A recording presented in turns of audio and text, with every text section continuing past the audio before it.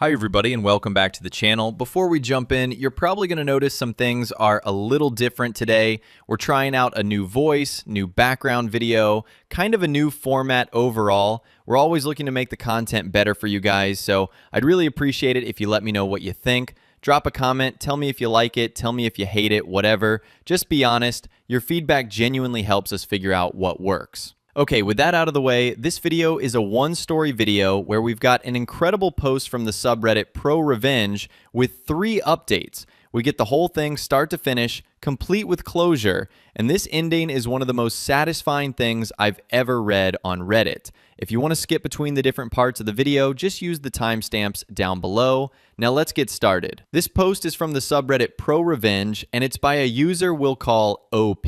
Our nap post, posted to r/ProRevenge. My parents sued me after I refused to let my brother move into my house following yet another eviction. They accused me of abandoning family. In court, their entire case collapsed when my brother accidentally exposed their real motive. So my parents actually took me to court because I wouldn't let my 31-year-old brother crash at my house after he got evicted for the 4th time. 4th. And somehow I'm the villain. At least I was until my brother opened his mouth in front of the judge and blew their whole scheme wide open. I'm 28, male, grew up in one of those families where the favoritism was so obvious you could have written a textbook about it. My older brother Kevin, he's 31 now, was the golden child who could literally burn the house down and my parents would blame the matches. Meanwhile, I was the family afterthought. The, oh right, we have another one, kid. Growing up in suburban Ohio, I figured out pretty early that there were 2 sets of rules in our house, Kevin's rules and everybody else's rules. Kevin could stay out till midnight on school nights because he was socializing and building life skills. I had to be home by 8 because I needed structure. Kevin could quit every activity he ever started because he was finding himself. I had to stick with band for 4 years even though I hated the clarinet because commitment builds character. The double standards were so obvious, it was almost funny. Almost. Kevin wrecked my dad's car at 17, drove it straight into a mailbox while texting, and my parents bought him a used Honda 2 weeks later so he could learn from his mistake in a safer car. I got a B+ on a chemistry test once, and my mom sat me down for a 2-hour talk about wasted potential. A B+. I still remember her face. Like I'd personally let down the entire family bloodline over a chemistry quiz. School stuff was a whole other level. Kevin would pull average grades, maybe a C+ on a good semester. Every report card got treated like he'd won a Nobel Prize. Dinner out, something new. Told him how proud they were of his effort. Meanwhile, I'm pulling straight A's and the most I ever got was a nod. Once I made honor roll for the 6th straight semester, and my mom goes, "Well, you're supposed to do well." Thanks, Mom. Real inspiring. Holidays were always the Kevin show. Christmas morning looked like Santa had a personal grudge against me. Kevin's pile of presents could block a doorway. I'd get maybe 3 or 4 things. Socks, a calculator, gift cards to stores I never went to. One year, I got a toolkit while Kevin unwrapped a gaming console, the latest phone, and somehow a dirt bike. My mom's explanation? Kevin needed more because he appreciates things differently. I still don't know what that means.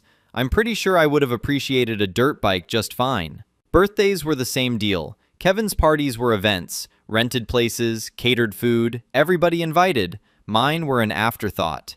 "Do you even want a party this year?" my mom would ask, making it real clear that the answer she wanted was no. By 14, I just stopped expecting anything and told them not to bother. Easier to have 0 expectations than to keep getting let down. My dad was Kevin's biggest fan. Every average thing Kevin did got celebrated like it was historic. Kevin made JV soccer as a sophomore. Dad threw a party. Kevin graduated high school with a 2.1 GPA.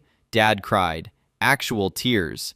When I graduated salutatorian and got a full academic scholarship to Ohio State, my dad patted me on the shoulder and said, "Good job," before asking if I'd seen Kevin's new sneakers. I had a full ride to a major university, and my dad was more interested in shoes. Here's the thing about being the kid who doesn't matter. You learn to stop expecting stuff. You stop hoping your parents show up. You stop waiting for someone to notice what you did. You just put your head down and handle it yourself because nobody else is going to. That's what I did. Worked part-time jobs all through high school, saved every cent, counted down the days till I could get out. Had a job bagging groceries at 14, moved up to stocking. By 16, I was at a local hardware store where the old guys taught me actual useful stuff. Plumbing basics, electrical, how to fix things instead of replacing them. Those dudes showed me more attention in 2 years than my parents showed in 16. One of them, this retired plumber named Carl, told me I had a good head and good hands, and that I'd go far if I stayed out of trouble. That one comment meant more to me than anything my parents ever said. Actually, I think about Carl sometimes and wonder if he knows how much that mattered. Probably not, but it did. College was my exit strategy. 4 years of engineering at Ohio State, graduated with honors, landed a good job at a manufacturing plant as a mechanical engineer. While Kevin was bouncing between minimum wage gigs and asking our parents for loans that everyone knew were just gifts, I was building something real: career, savings, an actual future. By 25, I'd saved enough for a down payment on a modest 3-bedroom house. Nothing crazy, but it was mine. Every mortgage payment reminded me that I did this by myself. No handouts, no loans that magically disappear, just work and planning. Signing those closing documents was one of the best days of my life. Kevin's life, meanwhile, was a revolving door of disasters. Couldn't hold a job more than 6 months. He'd get fired for showing up late, attitude problems, creative differences with management at a fast food place, always somebody else's fault. The manager was on a power trip. The schedule was unreasonable. The job was beneath him anyway. And then there's the housing history. Eviction 1 happened when Kevin was 24. Rented a studio, stopped paying rent after 3 months because he disagreed with the landlord's energy. I don't know what that means either.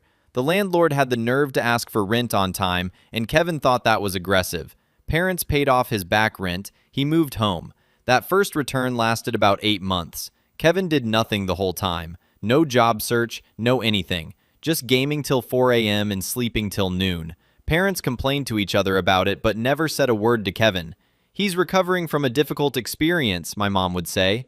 A difficult experience of not paying bills. What a struggle. Eviction 2 came at 27. He'd moved in with a girlfriend named Ashley. Nice girl, way too good for him. She worked 2 jobs while Kevin played video games 14 hours a day and contributed nothing but complaints about how tired she looked.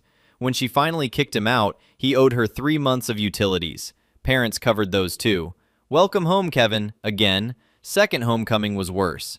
Kevin had developed an attitude about it, like he was doing our parents a favor by being there. He'd eat their food, run up their bills, contribute nothing, and then complain about the grocery brands my mom bought. These aren't the right chips.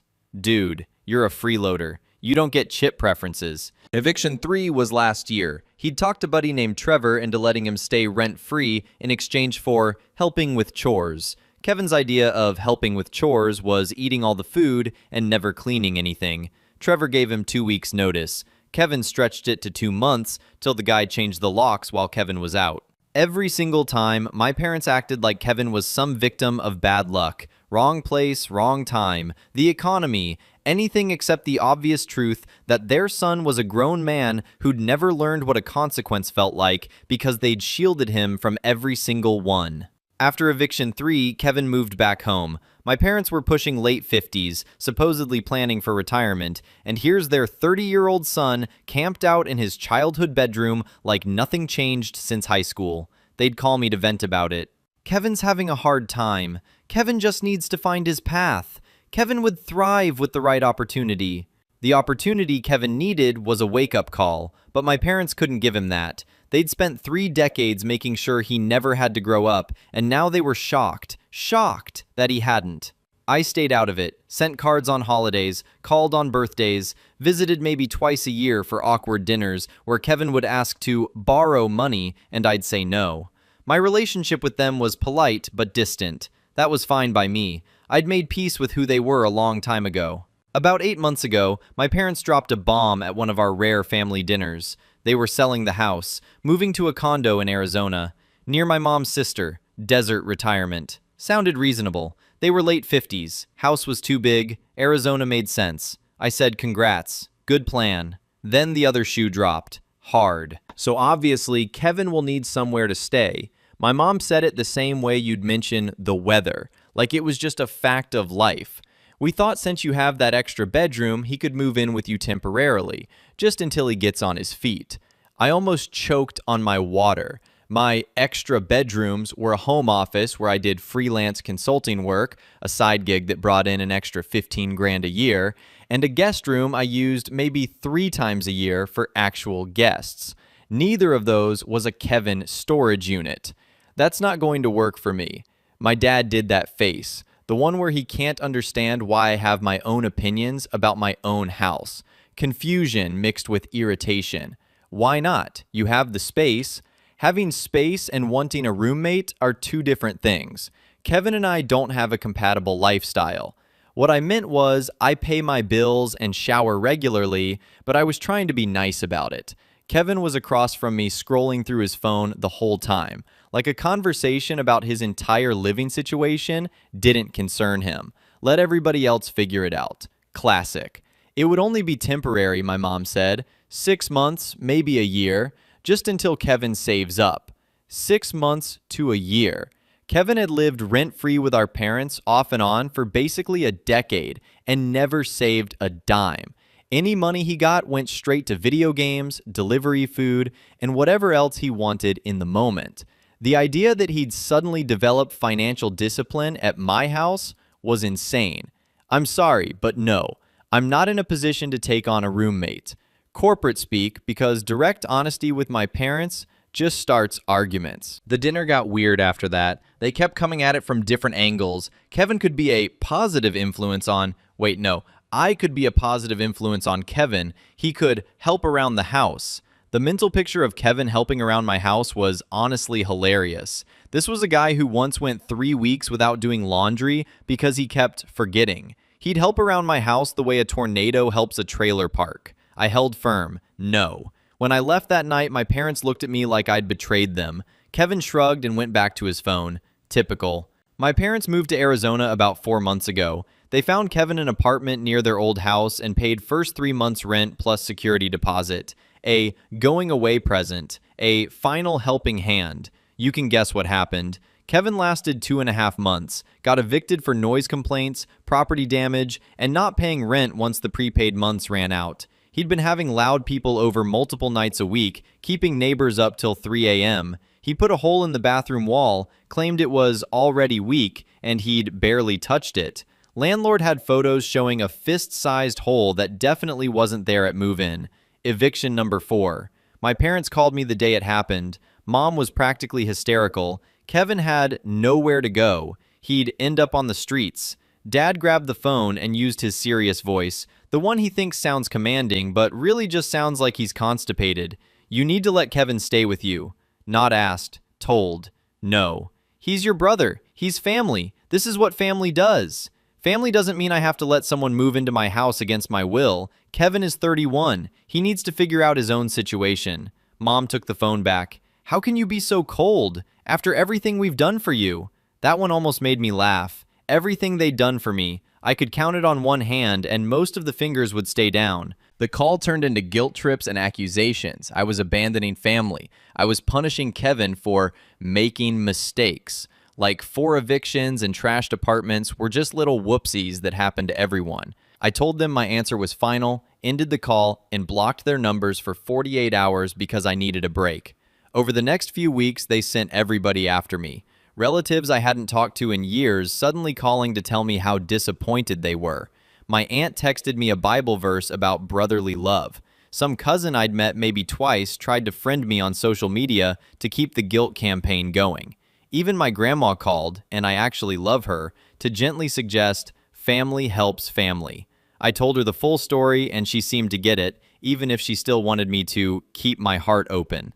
Kevin called a few times too. Different approach. Less guilt, more promises. He'd changed. He'd learned. He'd get a job right away. He'd pay rent. He'd be the perfect roommate. I'd barely know he was there. Right.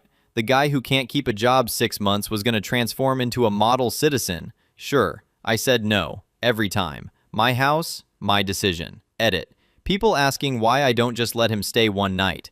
Because one night with Kevin becomes 1 week, which becomes 1 month, which becomes, I thought we agreed I could stay. I've seen this movie 4 times. I know how it ends. Edit 2.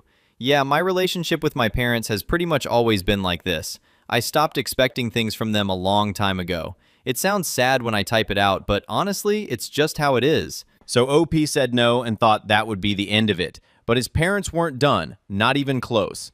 They actually took legal action over this. I couldn't believe it when I first read it either. Let's keep going. Update 1, posted 3 weeks later. All right, Reddit, buckle up because this got so much worse. Or better, depending how you look at it. A lot of you said in the comments that my parents wouldn't actually go through with legal action.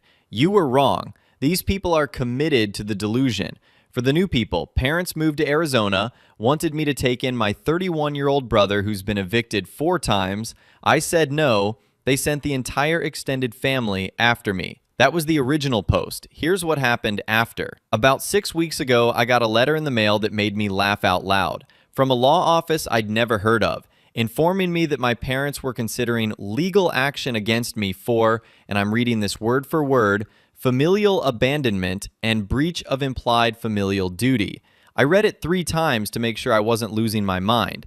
My parents were threatening to sue me because I wouldn't let a grown man live in my house. The letter had fancy fonts and official-looking paper, but the actual argument was pure fantasy. Called a lawyer friend from college. He was just as confused as me. Familial abandonment isn't really a thing in civil law, he said, not the way they're describing it. There's no legal rule that says you have to house your adult brother. This sounds like somebody either gave them terrible advice or they found a lawyer willing to cash a check for a case going nowhere. He said I should respond through an attorney to make it clear I wasn't scared. So I hired a local guy named Richard who does general civil stuff.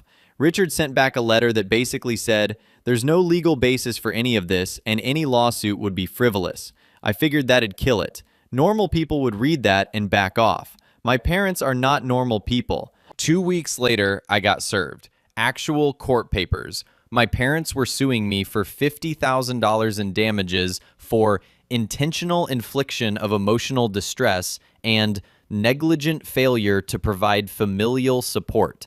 50 grand because I wouldn't give my brother a bedroom. The claims were wild. They said my refusal to house Kevin caused them severe emotional trauma and forced them to incur significant financial expenses to support Kevin themselves. The irony was so thick you could spread it on toast. They'd been supporting Kevin his entire adult life. They'd covered every eviction, every unpaid bill, every trashed apartment. But somehow, my saying no was the thing causing them financial pain. My lawyer reviewed it and said what I already knew. This is garbage. There's no cause of action here. They're suing you for not being generous enough with your own property. No judge is going to take this seriously. But we still had to respond, still had to do the paperwork, still had to show up. The discovery. This is where things got really interesting. My lawyer requested documents from my parents related to their claims, financial records, anything showing the significant expenses they supposedly had because of me. What we got back was a gold mine. First, bank statements showing my parents had been funneling money to Kevin for years. Not just emergencies, regularly, monthly transfers of $500, $800, sometimes $1,200. Going back at least 5 years based on what they gave us. Kevin wasn't just asking for help now and then, he was basically on payroll. Over 5 years, they'd sent him roughly $45,000, maybe more. That's a down payment on a house. That's a graduate degree. Instead, it went to funding Kevin's extended teenage years. But the emails were the real prize. There were messages between my parents talking about their, quote, retirement plan, and in these emails, they openly discussed how they expected me to, quote, take over Kevin's support once they left for Arizona. They talked about my house having, quote, plenty of room, about me being, quote, financially stable enough to handle it. They even ran the numbers on how much they'd save if Kevin lived with me instead of on his own. One email from my mom to my dad, and I swear I'm not making this up, literally said, once he's settled at his brother's place, we can finally stop worrying about the monthly payments. They weren't suing me because their feelings were hurt. They were suing me because I wrecked their plan to make me pay for Kevin. The whole lawsuit wasn't about family duty, it was about money. My lawyer was practically buzzing when he showed me these. They handed us the entire case, he said. This proves the motivation was financial, not emotional. They wanted to transfer Kevin's expenses to you, and when you said no, they tried to force it through court. We built our defense around that. Documented Kevin's eviction history, got statements from former landlords about the damage. One guy sent a full breakdown of how it cost him $3,000 to make Kevin's old apartment livable again after he left. We pulled Kevin's employment history showing he never kept a job more than a few months. Put together a complete picture of exactly why any sane person would say no to housing him. My lawyer also sent questions to my parents, asking them to point to any specific law that required me to house my adult brother. Their answers were vague. Emotional arguments, feelings, nothing legal. They couldn't name a single statute or precedent because there isn't one. The whole thing was obviously going nowhere, but my parents wouldn't drop it. They'd committed, and their pride wouldn't let them quit. Court date was set for a Tuesday in early fall. Those emails are unbelievable. They literally put their plan in writing. Dump Kevin on OP and save $1,000 a month. And then handed those emails over in discovery. You can't make this stuff up. Alright, let's get to the court date because this is where Kevin accidentally becomes the hero of the story. Update 2, posted 2 weeks later. I'm back. Court happened. It went exactly how you'd hope it would go if you've been following this saga. Actually, it went better than that. Because Kevin, the guy who's caused every single problem in this story, finally did something useful. By accident, obviously, but still. If you're just joining, parents sued me for $50,000 because I wouldn't let my 4 times evicted 31-year-old brother live in my house. Discovery revealed their real plan was to dump Kevin's expenses on me so they could retire in peace. Now we're in an actual courtroom over this. Court day Tuesday morning, early fall. I took the day off, showed up in my best business casual, looking like the responsible adult I'd spent my whole life trying to become. Parents were already there with Kevin. Mom wouldn't look at me. Dad glared like I'd insulted his ancestors. Kevin was on his phone, obviously. Their lawyer was this older guy who looked like he'd checked out of his career about 10 years ago and was just running out the clock till retirement. Kept shuffling papers and checking his watch. The judge was a no-nonsense woman in her 50s who looked like she'd seen every type of family garbage imaginable and was thoroughly done with all of it. When she looked through the case file before we started, I caught her raising an eyebrow. Not a great sign for my parents. Their lawyer went first, laid out the case with all the energy of someone reading a grocery list, talked about familial bonds and moral obligations and the trauma of watching a family member turn their back on blood. Heavy on the feelings. Zero actual legal arguments. Never once pointed to a law or a case that said I had to house my brother. Then Richard went. He was clean and organized about it, explained there's no legal requirement for an adult to house an adult sibling, walked the judge through Kevin's eviction history, the property damage, the rent he never paid. Then he pulled out the emails where my parents spelled out their plan to dump Kevin on me. Your Honor, Richard said, the plaintiffs aren't looking for justice. They're trying to make my client pay for another adult's living expenses. There's no legal basis for this. They're using the court to override my client's right to decide who lives in his own home. Judge did not look impressed with my parents' side, asked their lawyer directly, can you cite any legal authority that says a person has to provide housing to an adult sibling? The guy stammered something about common law traditions and the spirit of family unity. Judge wasn't buying it. The judge wanted to hear from Kevin directly. Made sense. He's the person at the center of this whole mess. He got sworn in and sat down looking annoyed that he had to put his phone away for 5 minutes. Their lawyer tossed him some easy questions. How long had he been looking for housing? What were his job plans? How had my refusal affected him? Kevin's answers were so Kevin it was almost art. He'd been exploring options. He was between opportunities, job-wise. My refusal had really hurt because I was supposed to have his back. Then Richard got his turn, started with the eviction history, walked through each one. Kevin tried to downplay everything, but the paperwork was right there. 4 evictions, damaged property, unpaid rent, pattern clear as day. Then Richard asked the question that blew it all up. Kevin, where are you currently living? Kevin shrugged. With my buddy Dave. He's letting me crash on his couch until this gets sorted out. So you're not homeless? You're not living on the streets like your parents claimed in their filing? Kevin actually looked confused. No, I've been at Dave's for like 2 months. It's fine. Judge's eyebrows went up. Their lawyer looked like he wanted the floor to swallow him. Richard kept going. And what do you understand to be the purpose of this lawsuit? Why are your parents suing your brother? And Kevin, God bless this idiot, just shrugged and said it. I mean, it's pretty simple. My parents are on a fixed income now, and they can't keep paying for my stuff. They figured if they got the court to make my brother take me in, they'd save like $1,000 a month or whatever. Plus, my brother's got that house, and he's not even using all the rooms, so it's kind of a waste anyway. Dead. Silence. Kevin just admitted, under oath, that the entire lawsuit was a money scheme. Not emotional distress, not family duty, just make my brother pay for me so my parents don't have to. My parents looked like they wanted to evaporate. Their lawyer closed his eyes. I think he was praying. The judge had this expression that was half annoyed and half like she couldn't believe what she'd just heard. So let me make sure I understand, the judge said.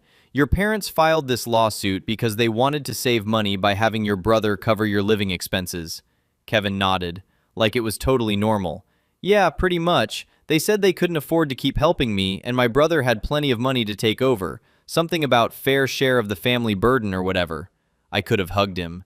31 years of his nonsense doing nothing but cause problems, and he finally did something useful. Blew up their entire case because he couldn't keep his mouth shut for 5 minutes. Judge called a recess. When we came back, she got right to it. I've heard enough. The plaintiffs have failed to establish any legal basis for their claims. There's no law that requires an adult to house an adult sibling. The emotional distress claims are clearly a cover, given the testimony that the real motivation was financial. She looked at my parents. What I find especially troubling is the attempt to use this court to force one family member to pay for another. That's not what the legal system is for. Your son, she pointed at me, has every right to decide who lives in his home. The fact that your other son is family does not change that. Case dismissed with prejudice. Can't refile. She ordered my parents to pay my legal fees since the lawsuit was frivolous. Total came to about $8,000. Mom was crying when they left. Dad looked like he wanted to break something. Kevin was already back on his phone, unbothered by the fact that his testimony just cost his parents $8,000. I walked out feeling lighter than I had in months. Edit.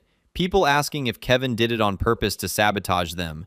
No, Kevin is just Kevin. He genuinely didn't understand that what he said was a problem. He thought he was being helpful by explaining the situation clearly. That's the funniest part. Kevin just casually torched his parents' case under oath because he genuinely thought he was being helpful. That might be the best moment I've read on this subreddit in a long time. But the aftermath is where things get even crazier. Let's finish this. Final update, posted 5 weeks after court. Last update, Reddit. A lot has happened in the 5 weeks since court, and I figured y'all deserved the ending. It's been a ride. If you're new, go read the other posts first. Short version is, my parents sued me for $50,000 because I wouldn't house my brother. My brother blew up their case by admitting under oath it was just a money grab, and the judge dismissed it and stuck them with my legal fees. Here's everything since. The fee situation. First thing, my parents sent a letter asking me to waive the $8,000 legal fee award. 4 pages, handwritten by my mom, wall-to-wall guilt. They're on a fixed income, they can't afford this. She listed their mortgage, car payments, and how much they'd spent on Kevin over the years, like that was somehow my problem. The letter ended with, "We're still your parents and we deserve your respect."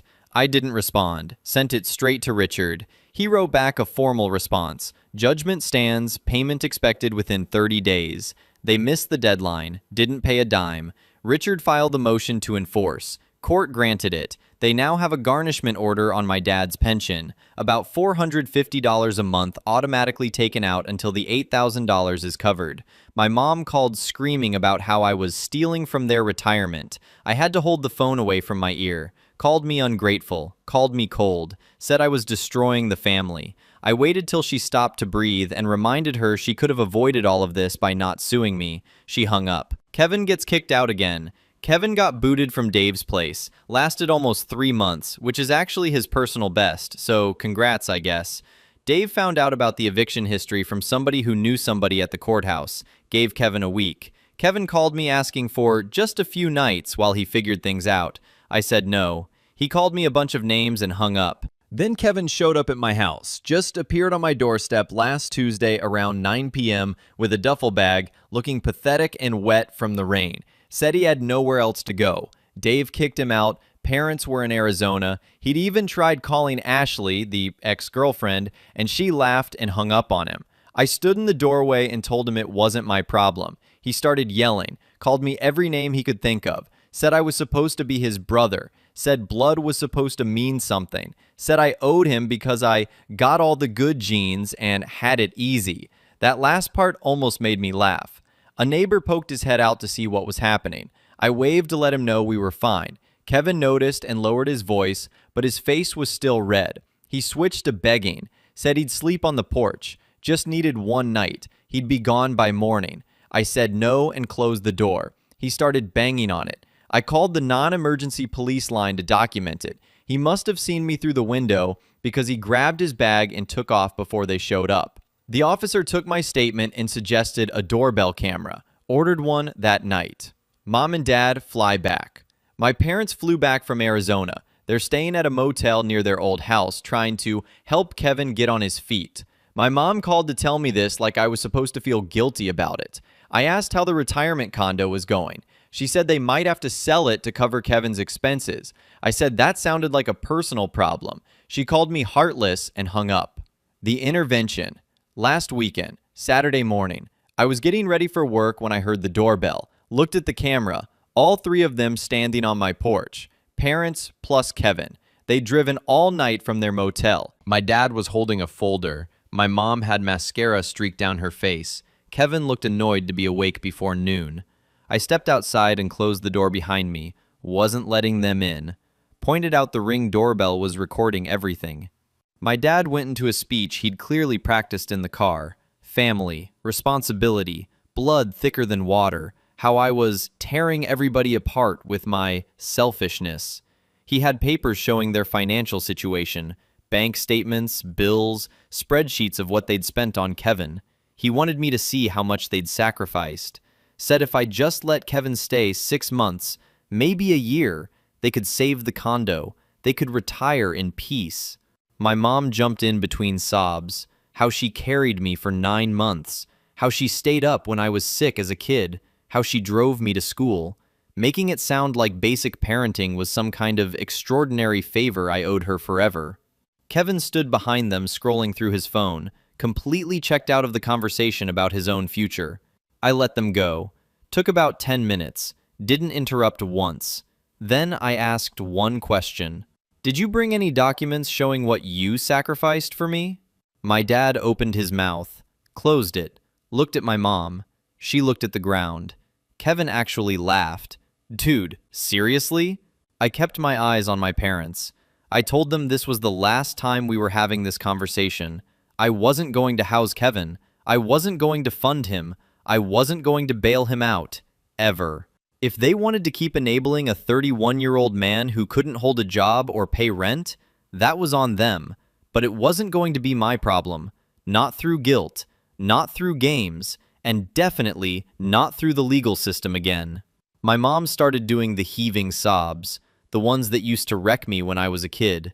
Didn't work anymore. Kevin rolled his eyes and mumbled something about me being such a tool, then under his breath said I'd always been the difficult one. Coming from him, that was almost artistic. My dad turned that shade of red I've known my whole life. Started to say something about how I'd regret this, how I'd be alone when I'm old, how nobody would be there for me because I wasn't there for family. I cut him off. I said they could either accept my decision and we could have some kind of relationship going forward, or they could keep pushing and I'd cut contact completely. No calls, no letters, no showing up. Their choice. Final offer. My dad threw the folder on the ground. Papers everywhere across my porch. Bank statements, bills, all those documents he wanted me to look at. He stormed to the car without picking any of it up. Mom followed, still crying, shooting me a look that was supposed to make me feel bad.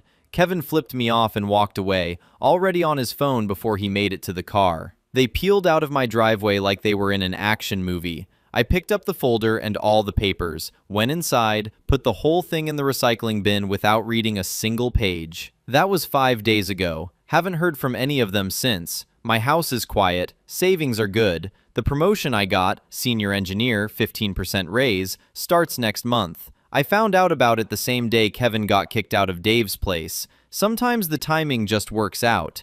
Got a date this weekend with a woman from my gym who laughed when I told her the short version of this whole mess. Oh, one last thing I keep thinking about. My grandma called again a couple days after the porch thing. She'd heard the full story from my aunt, who got the dramatic version from my mom.